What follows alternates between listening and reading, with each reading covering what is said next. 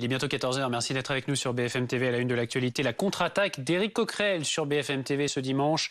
Le député La France Insoumise, nouveau président de la Commission des finances à l'Assemblée, est mis en cause pour son comportement avec les femmes. Ce dimanche, Sophie Tissier, ancienne figure des Gilets jaunes, a indiqué avoir saisi le comité contre les violences sexistes de La France Insoumise. Et vous le voyez, elle dénonce sur Twitter des comportements déplacés. Éric Coquerel s'est défendu au micro de Benjamin Duhamel. Il rejette les accusations de gestes déplacés portées par Sophie Tissier et assure n'avoir jamais eu ce type de comportement. Écoutez. On est arrivés ensemble avec Sophie Tissier dans cette soirée. C'est une soirée où il y avait plein de monde, d'accord.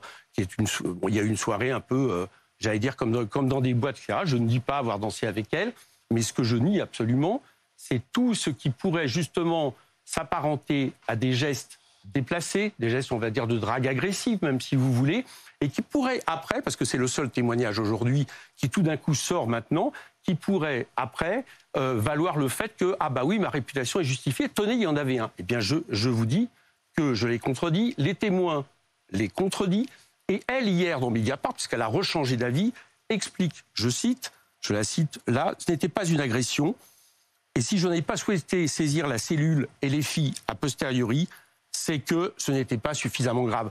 Voilà ce que dit Sophie Tissier. Alors maintenant, elle rechange de version, elle peut le faire, elle va aller devant, on a toujours dit qu'on était prêt à prendre les signalements, donc elle va poser son signalement, et à partir de là, on va vérifier les faits. Bonjour Philippe Ballard, merci d'être avec nous en direct sur BFM TV. Vous êtes député Rassemblement National de l'Oise. On a entendu donc cette contre-attaque d'Éric Coquerel, accusé de gestes déplacés, qui assure n'avoir jamais eu ce type de comportement. Qu'en pensez-vous ?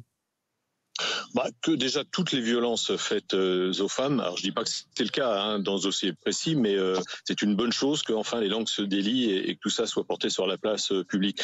Après, écoutez, le commentaire que j'ai à faire, c'est déjà, je pense qu'on pourrait s'occuper des vrais problèmes des Français, mais au-delà de ça, là on entend les membres de LFI nous dire s'il y a un problème, il faut aller devant le comité interne du parti contre les violences sexistes, etc., etc. Mais enfin, je sais pas dans quel monde ils vivent. Non, en France, il y a des instances judiciaire, quand on a une plainte à déposer, on va au commissariat de police, voilà, ou à la gendarmerie, tout simplement. Ça en dit long. Il n'y a aucune plainte déposée pour l'instant.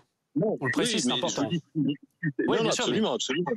Mais les comités, Sandrine Rousseau a tenu les mêmes propos vendredi matin.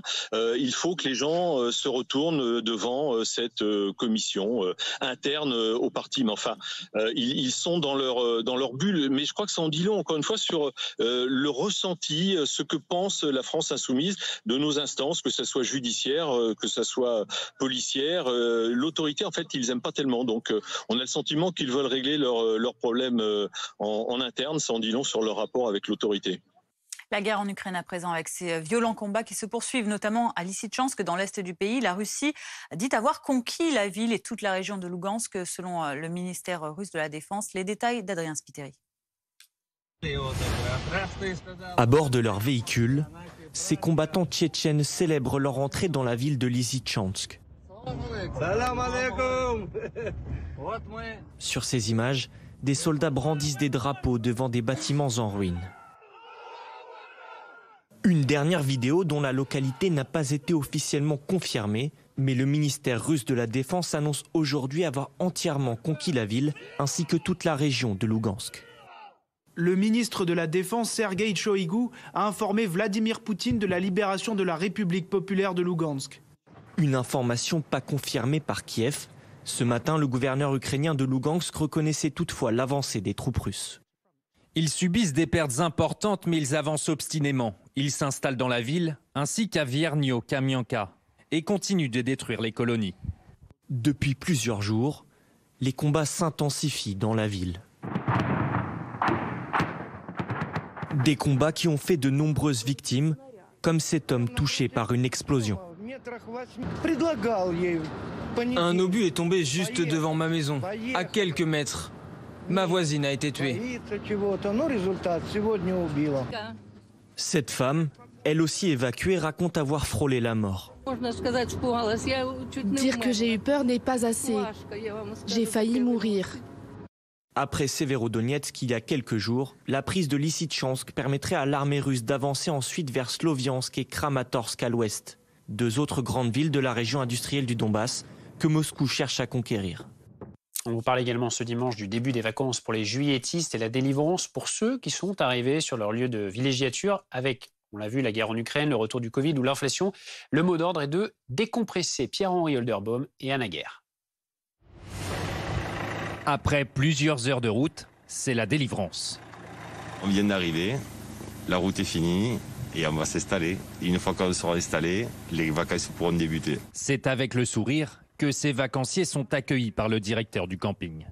Je vous laisse, je crois que vous connaissez les lieux. Voilà, je vous laisse la clé du chalet. Je vous remercie. Une fois les valises déposées dans ce chalet, le programme est déjà bien défini. Installation, repos et un petit peu de piscine, tranquille. Voilà, on va essayer de prendre nos marques. Dans les allées de ce camping, le programme semble être le même pour tous. Après une année rythmée par la guerre en Ukraine, l'inflation, le Covid et la météo, ici, on est venu se détendre. Après les semaines où il a plu, en fait, quelques jours, la semaine dernière, là, profitons du beau temps. C'est des jours de repos que j'attends avant de finir la saison pour avoir les vrais congés, oui, et donc j'en profite bien. Ouais. C'est un bon endroit, encore une fois. Ouais. S'ils sont venus ici dans le département du Tarn, c'est pour le calme et le beau temps. La chaleur, les gens ont été enfermés assez longtemps et je pense qu'ils ont envie de sortir et être en plein air. Donc la piscine, ici le lac qui est pas très loin et le village qui est très joli. En cette saison d'été, plusieurs nationalités vont se croiser, des Hollandais, des Espagnols et des Français. Tous auront à cœur d'oublier cette année particulière. 14h05 à suivre sur BFM TV notre document long format, ligne rouge, Alain Delon, confidentiel. Son jeu, ses fêlures, son ego, les proches de la star française de cinéma nous racontent leur Alain Delon. Reportage à voir sur BFM TV juste après la pause.